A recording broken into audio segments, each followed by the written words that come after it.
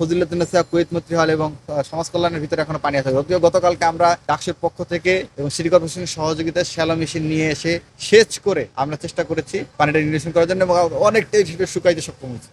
আপনারা যে জলাবদ্ধতা দেখছেন সেটি একটা বিষয় থেকে কাঠামোগত সমস্যা, যে ড্রেনেজ সিস্টেম হয়তো শুরু হয়ে আছে অথবা ড্রেনেজ সিস্টেমটা আরও বড় করা প্রয়োজন, বা যেখান থেকে দ্রুত পানিটা পাস হইতে পারে সেই দিকে ড্রেনেজ জায়গাটা আপনার সংস্থাপন করা প্রয়োজন। এটা একটা বিষয় থাকে, এটা দীর্ঘমেয়াদী কাজ।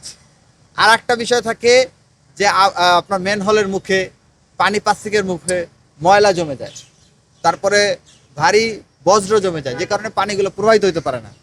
এই জায়গাগুলো ক্লিন করলে আমি মনে করি যে বর্তমানে যে জলাবদ্ধতা রয়েছে তার 50% বা তারও বেশি জলাবদ্ধতা এমনিতেই নিরসন করা সম্ভব।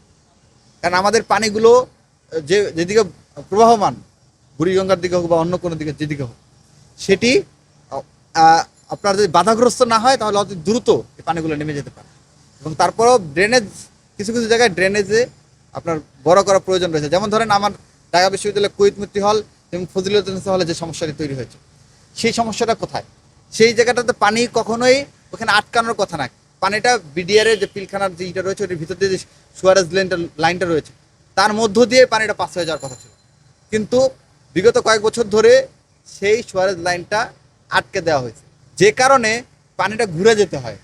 অন্য সুয়ারেজ লাইনটা ছোট এবং আপনার সহজে সংকলন করতে পারে না, যে কারণে শিক্ষার্থীদের আপনার এই ফজিলাতুন্নেসা কুয়েত মৈত্রী হল এবং সমাজ কল্যাণ ইনস্টিটিউটকে পানির নিচে আপনারা দেখতে পেয়েছেন, পানির নিচে এখনো আছে, সমাজ কল্যাণের ভিতরে এখনো পানি আছে। যদিও গতকালকে আমরা ডাকসুর পক্ষ থেকে এবং সিটি কর্পোরেশনের সহযোগিতায় শ্যালো মেশিন নিয়ে এসে সেচ করে আমরা চেষ্টা করেছি পানিটা নিরসন করার জন্য এবং অনেকটাই শুকাইতে সক্ষম হয়েছে।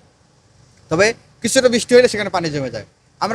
আমরা সিটি কর্পোরেশনকে দাবি জানিয়েছিলাম ডাকসুর পক্ষ থেকে, যাতে করে এই বিডিআরের যে ভিতর দিয়ে যে সুয়ারেজ লাইনটা রয়েছে সেটি যাতে আপাতত খুলে দেওয়া হয় এবং বিকল্প লাইন তারা বলেছিলেন যে বুড়িগঙ্গার সাথে আরেকটি সুয়ারেজ লাইন তারা যুক্ত করবেন এই সমাজ কল্যাণ, ফজিলাতুন্নেসা হল এই এবং কুয়েত মৈত্রী হল, এই তিনটা জায়গার জন্য। তো আমি বলেছি এটা করেন, আমরা বলছি যে এটা করেন, অসুবিধা নাই, কিন্তু আপৎকালীন সময় যতক্ষণ পর্যন্ত আপনি না করছেন ততক্ষণ পর্যন্ত আপনি বিডিআরের যে পিলখানার যে এই সুয়ারেজ লাইনটা আছে সেটা আপনি বন্ধ করে কেন রাখবেন?